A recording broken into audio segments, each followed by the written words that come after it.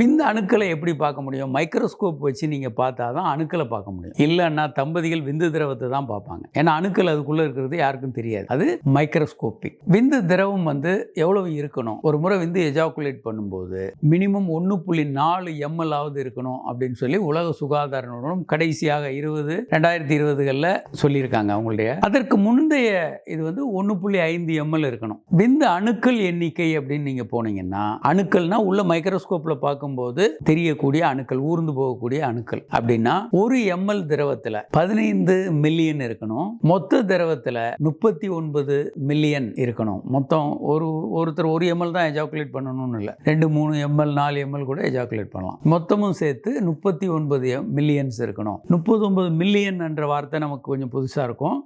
39 மில்லியன்னா 3.90 கோடிகள்.